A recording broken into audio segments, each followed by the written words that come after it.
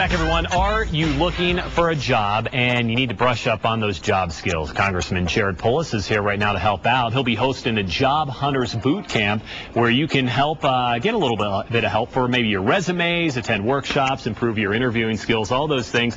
Who doesn't need help in that stuff? You know, everybody, especially now, because when you used to apply for a job, you'd be competing with a few people for every opening, and there still are openings. People retiring, people leaving. There's hundreds of applications. You got to up your game. So what we'll be doing next Monday is taking people through on how to build a resume that stands out, how to interview well, simple things, following up with a card after the interview, how to network for success. Those are the kind of skills we're going to have and training in kind of the workshops that next Monday. And this is great. Can you give me a couple of highlights here, maybe some of the things you will be teaching the people? You know, a big part of it is networking. Most people get their jobs through what they know. So it means simple things going to others, building personal relationships, asking the people around you if their companies are hiring, things that you don't always think about but are extremely effective ways of getting a job. And you know, a big philanthropist, so I imagine you have a lot to bring to the table as far as this is concerned. That's right. Before I became useless and went into politics, I actually did something for a living. I was in business, and I was involved with hiring, involved with HR. So I got to see some of what worked and what didn't work. I knew what helped make resumes stand out. I worked with our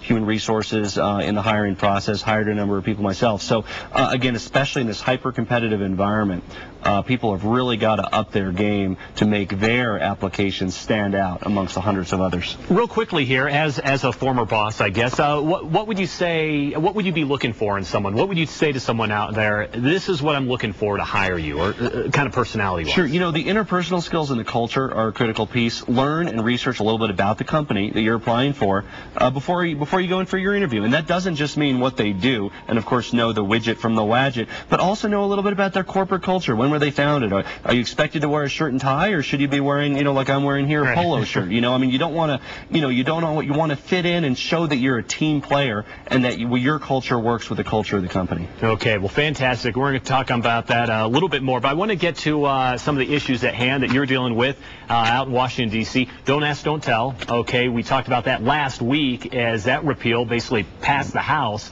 That was big, yeah. And now it goes on to the Senate. Now, a lot of Republicans are saying, you know what, we feel that you know, this still needs a little bit more research to see how it would be implemented before the Senate votes. What are your thoughts on that? Well, you know, what we've done and what we voted on in the House and what has passed the Senate committee effectively gives the military that ability. Right now, absent this law passing, the military, their hands are tied. They don't have the ability to change Don't Ask, Don't Tell because it's in statute. It probably never should have been in statute. This is a military readiness policy. We don't govern, you know, their weight characteristics, their height requirements. I mean, let them figure it out.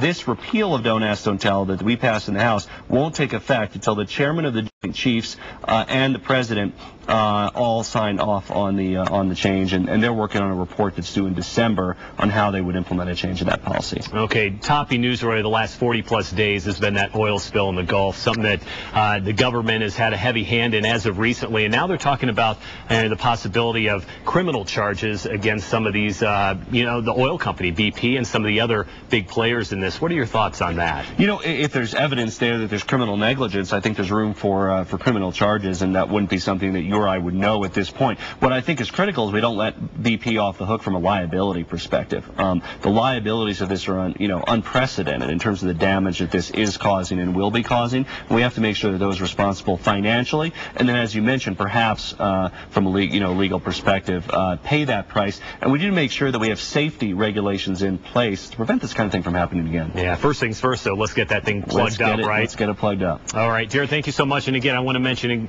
really the main reason why you were here this morning. You can see it, and you're going to be there, is that right? I'll be there. I'll see people want to talk to me about. I'll be there 9 to 11. I'll see people next Monday. There you go. It's the boot camp. It's Monday, June 7th at the Margaret Carpenter Recreation Center in Thornton. It starts at 9 o'clock in the morning. More information on this, just go to our website, KDVR.com. All right, Jared, thank you so much. We appreciate you coming in today. Always a pleasure. All right, and right now we're going to get a check on the forecast with Crystal. Crystal standing by inside for us. What was